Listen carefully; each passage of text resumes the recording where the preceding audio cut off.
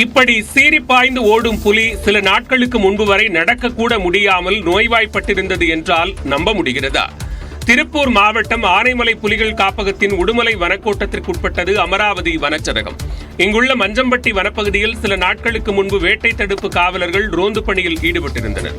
அப்போது சுமார் 9 வயது புலி ஒன்று வயிற்றுப் பகுதியில் கயிறால் கட்டப்பட்டு காயங்களுடன் நடக்கவும் சாப்பிடவும் முடியாமல் தவித்துக் கொண்டிருந்தது. இதனை கண்ட வேட்டை தடுப்பு காவலர்கள் வனத்துறை அதிகாரிகளுக்கு தகவல் கொடுத்தனர். பின்னர் அங்கு வந்த வனத்துறையினர் ஆனைமலை புலிகள் காப்பக கால்நடை மருத்துவர் விஜயராகவன் தலைமையிலான குழுவும் மயக்க ஊசி செலுத்தி புலியை கூண்டுக்குள் அடைத்தனர். அதன் பின்னர் புலியின் உடலில் மாட்டியிருந்த கயிற்றை அகற்றி சிகிச்சை அளித்து வந்தனர். இந்நிலையில் உடல்நிலை தேடிய புலி மயக்கம் தெளிந்தவுடன் கூண்டில் இருந்து விடுவிக்கப்பட்டது.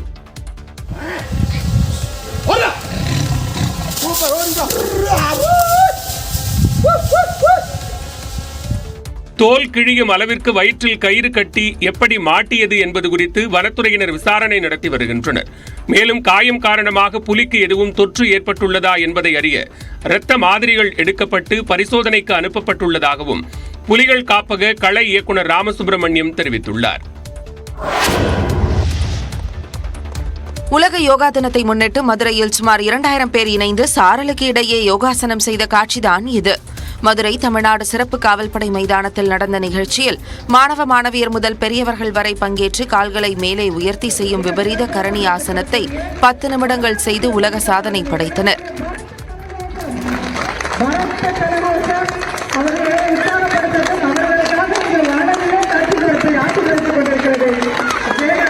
இந்நிகழ்வில் உயர்நீதிமன்ற கிளை நீதிபதி GR சுவாமிநாதன், ஆயுதப்படை காவல்துறை தலைவர் லட்சுமி IPS, நடிகர் சூரி உள்ளிட்டோர் பங்கேற்று வாழ்த்தினர். இனிமேல் தானும் யோகா பயிற்சியை மேற்கொள்ள உள்ளதாக சூரி தெரிவித்தார்.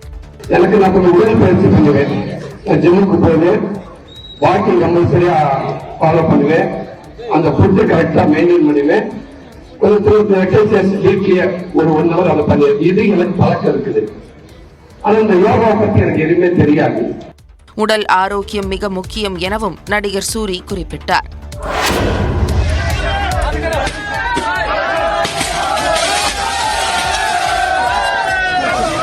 டெல்லியில் கடும் தண்ணீர் தட்டுப்பாடு நிலவும் நிலையில் குடிநீர் வாரிய அலுவலகம் மீது பாஜகவினர் தாக்குதல் நடத்திய காட்சிதான் இது. தலைநகர் டெல்லியில் வரலாறு காணாத அளவுக்கு தண்ணீர் தட்டுப்பாடு நிலவி வருகிறது. இதனால் தண்ணீரை வீணடித்தால் அபராதம் விதிக்கப்படும் என பொதுமக்களுக்கு டெல்லி அரசு எச்சரிக்கை விடுத்துள்ளது. இந்நிலையில் தட்டுப்பாட்டை தடுக்க தவறியதாக கூறி டெல்லி ஆம் ஆத்மி அரசை கண்டித்து பல்வேறு பகுதிகளில் பாஜகவினர் பானைகளை சாலையில் போட்டு உடைத்து போராட்டத்தில் ஈடுபட்டனர். போராட்டத்தின் போது சத்தார்பூர் பகுதியில் உள்ள குடிநீர் வாரிய அலுவலகம் மீது பாஜகவினர் தாக்குதல் நடத்தினர். ஆனால் பாஜகவினர் தாக்குதல் நடத்தவில்லை என அக்கட்சி நிர்வாகிகள் மறுத்துள்ளனர்.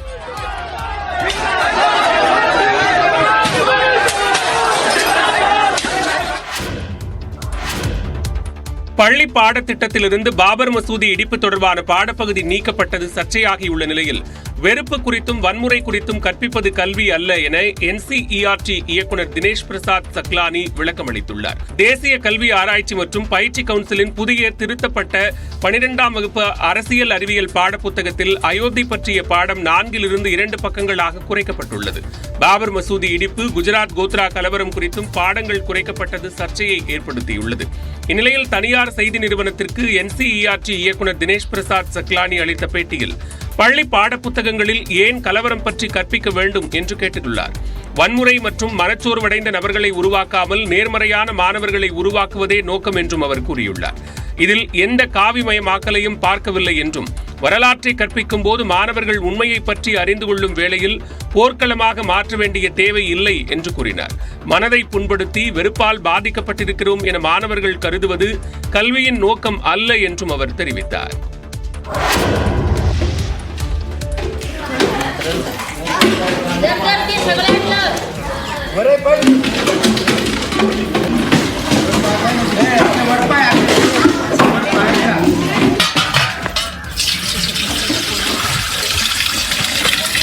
ஆழமான அந்த கிணற்றில் கயிறு கட்டி இறங்கி பெண்கள் தண்ணீர் எடுக்கும் காட்சி கடும் வறட்சியையும் தண்ணீர் சேமிப்பின் அவசியத்தையும் எடுத்துரைக்கிறது.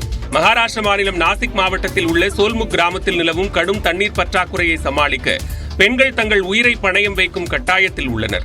கோடை வெயிலின் தாக்கத்தால் கிராமத்தில் தண்ணீர் வறண்டதால் கிராம மக்கள் 1 கிலோமீட்டர் நடைப்பயணமாக சென்று அசுத்தமான கிணற்றில் இறங்கி சிறிது சிறிதாக தண்ணீரை எடுத்து குடங்களில் சேமிக்கின்றனர்.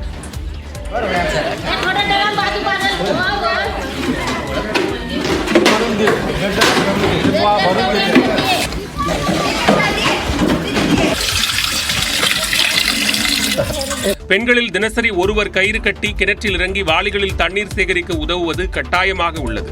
ஒரு குடத்தை நிரப்ப 1 மணி நேரம் ஆவதாக பெண்கள் கவலை தெரிவிக்கின்றனர். ஹஜ் புனித பயணத்தின் ஒரு பகுதியாக மெக்காவில் சாத்தான் மீது கல்லெறியும் நிகழ்ச்சி விமர்சையாக நடைபெற்றது. இந்த ஆண்டுக்கான ஹஜ் புனித பயணத்தில் 20 லட்சத்துக்கும் அதிகமான இஸ்லாமியர்கள் சவுதி அரேபியாவில் குவிந்துள்ளனர். மவுண்ட் அராஃபத் பகுதியில் குவிந்த இஸ்லாமியர்கள் அருகில் உள்ள முஸ்தலிஃபா பகுதியில் கற்களை சேகரித்தனர். பின்னர் அங்கிருந்து மினாவை நோக்கி பாத யாத்திரையாக சென்று அங்கு சாத்தானை குறிக்கும் தூண்கள் மீது கற்களை வீசி எறிந்தனர்.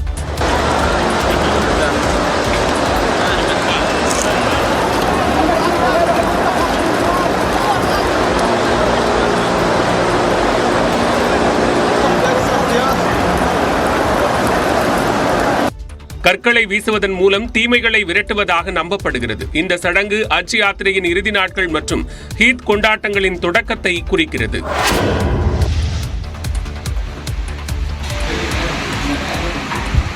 சிவகங்கை மாவட்டம் காரைக்குடியில் திறக்கப்பட்டுள்ள பழங்கால பொருட்களின் அருங்காட்சியகம் பார்வையாளர்களை வியக்க வைத்துள்ளது. பழமையான பொருட்களை சேகரிப்பதில் ஆர்வம் கொண்ட கழனிவாசல் பகுதியைச் சேர்ந்த மகாதேவன் தான் சேகரித்துள்ள பழமையான பொருட்களை காட்சிப்படுத்த அருங்காட்சியகம் அமைத்துள்ளார். பொம்மை காதலன் என பெயரிடப்பட்டுள்ள இந்த அருங்காட்சியகத்தை தீயணைப்பு மற்றும் மீட்பு பணிகள் இயக்குநர் ஆபாஷ் குமார் திறந்து வைத்தார்.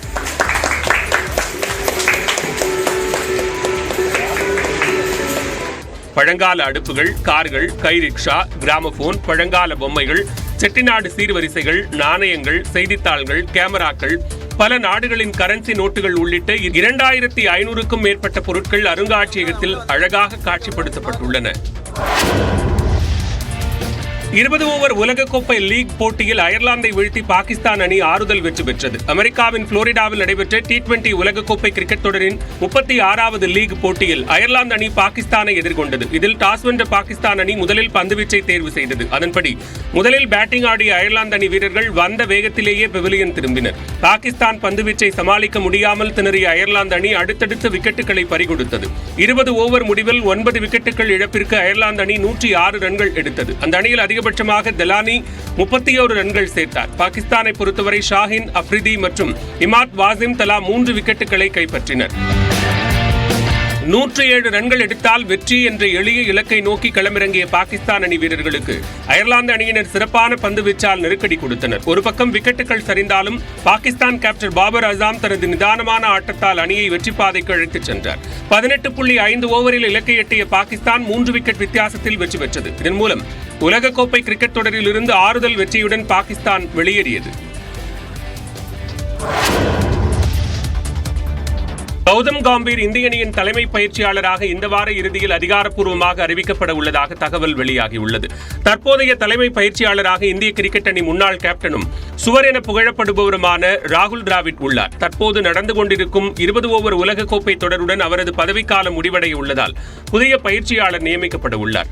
அதன்படி பலகட்ட தேடுதலுக்கு பின்னர் இந்திய அணி முன்னாள் வீரர் கௌதம் கம்பீரை பயிற்சியாளராக BCCI முடிவு செய்துள்ளதாக கூறப்படுகிறது. இதற்கான அதிகாரப்பூர்வ அறிவிப்பு இந்த வார இறுதியில் வெளியாக உள்ளதாகவும் கூறப்படுகிறது.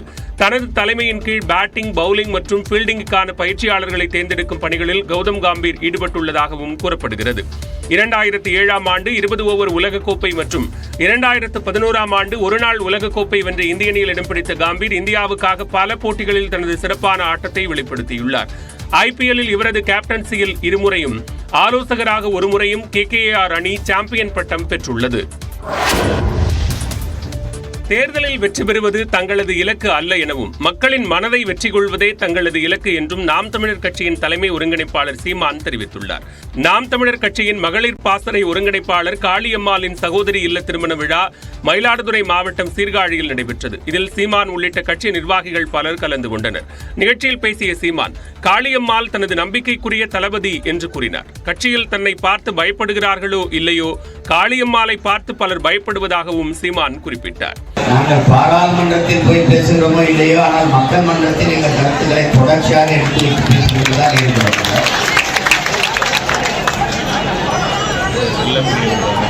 தேர்தலில் வெல்வதல்ல எங்கள் கனவு, மக்களின் இதயத்தை வெல்வது, மனதை வெல்வது. இங்கே எல்லோரும் ஒன்று கூடி இருக்கிறோம்னா நாங்கள் ஒரு தாய் பிள்ளைகள், ஒரே மொழி, ஒரே இனம், ஒரே ரத்தம், தமிழ் தாயின் பிள்ளைகள் நாங்கள். இவ்வளவு சொந்தங்களின் கூட்டத்தை பார்ப்பது தனக்கு மகிழ்ச்சியாக இருப்பதாகவும் சீமான் குறிப்பிட்டார்.